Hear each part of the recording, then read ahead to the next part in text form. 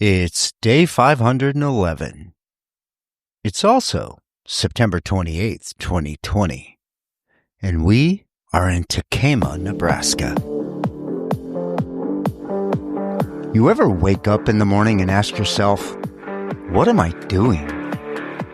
And more importantly, why? Yeah, me too. Hi, my name's Craig, and this is my story. A story about life. Life out there. For visuals while listening, to watch the video versions of this podcast, or even just to say hey, check us out on our website at lifeoutthere.me.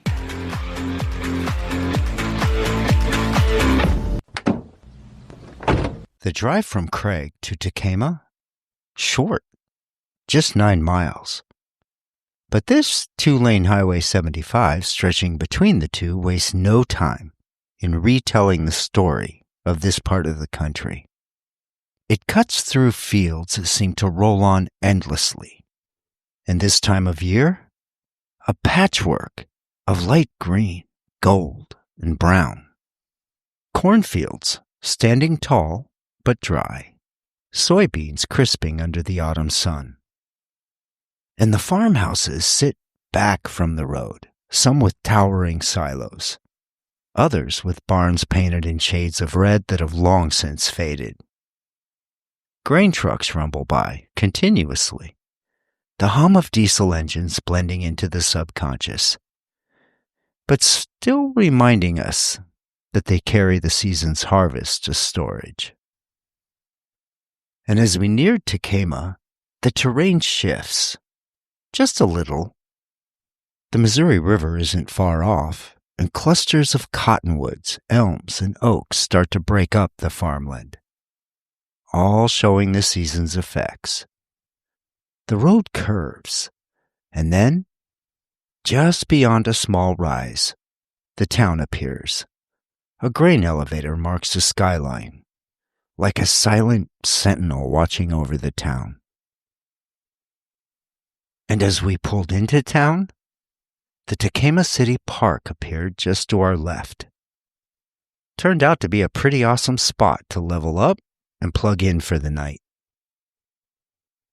And waking up the next morning, well, in typical Midwest fall fashion, just one night, and the weather had turned.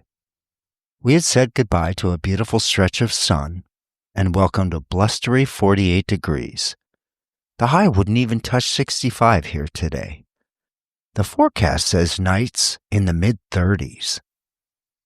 Locals will tell you, it's a bit ahead of schedule, but no big surprise. And we may not have known it in that moment, but another stretch of Indian summer was just around the corner.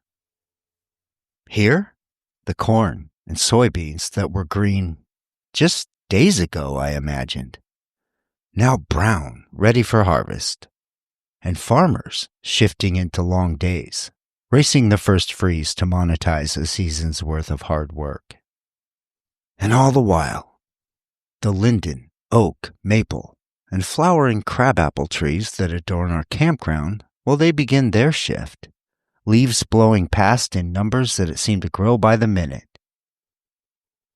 You can feel it in the air, summer closing its door, winter easing open another, preparing for a grand entrance of its own.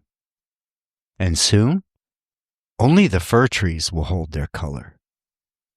And I can almost see the fields all around us, covered in white. Tekamah, population near 2,000. Well, it's instantly clear that it's on a very different path than Craig, just 9 miles behind us. Could it be just proximity to a highway? Or to the Omaha sprawl? Or maybe, is it just the luck of the draw? The two towns were founded within a year of one another, but the differences? Seems they came quick. even before railways and industrialization. Sometimes, I guess it really is as simple as what's in the cards. One town fades, another marches on.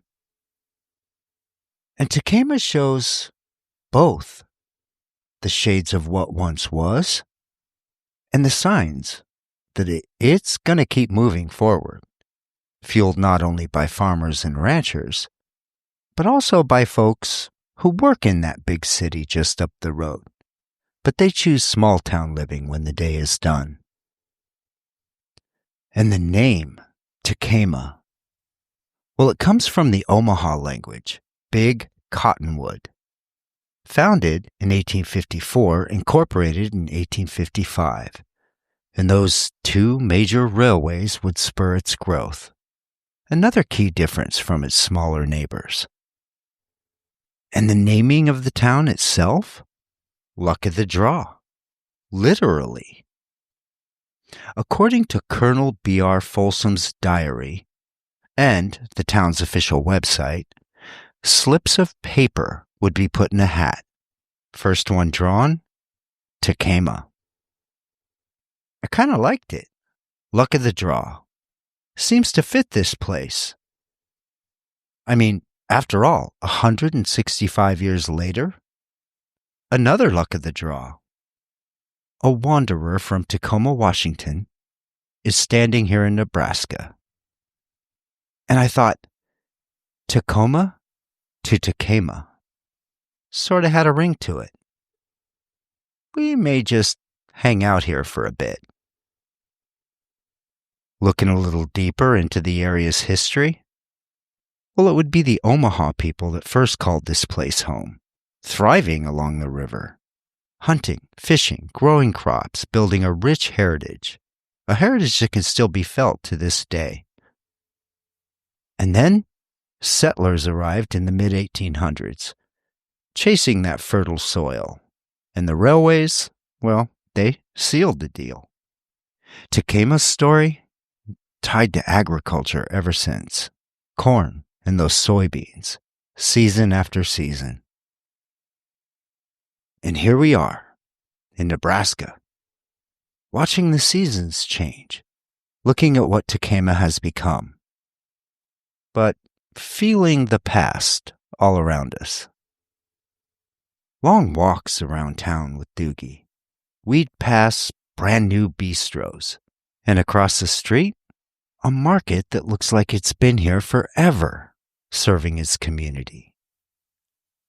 I'm not even sure how many days had passed, until one evening Dougie and I returned to camp, and we learned it wouldn't be the chill of fall that chases us out. It'd be the reality that RV parks, around here they shut down the first week in October. Water turned off, padlocks on the gates. So, ready or not, seems the season was deciding for us. Maybe pointing us somewhere. So I studied the map. I figured south. Yeah, let's keep doing that. But then, flipping through routes on the map and between those apps that I had learned about back in Spirit Lake, that night around the campfire with Desiree. And one post stood out. Honey Creek. Labor needed. Small family farm. Fence repair, daily feedings, and building maintenance. I searched the area. I found the Hitchcock Nature Center in the Low S Hills of Iowa. RV hookups year-round. And after the first freeze, the lights stay on, but the water's on you. And only a mile away from that farm. I exchanged a few messages with a guy named Scott.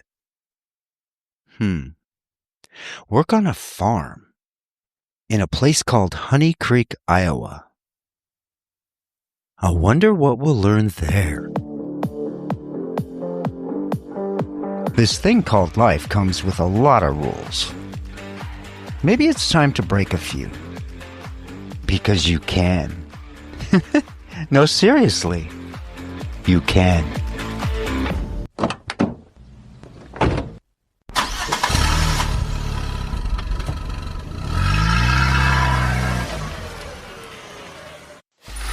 Free audio post-production by alphonic.com.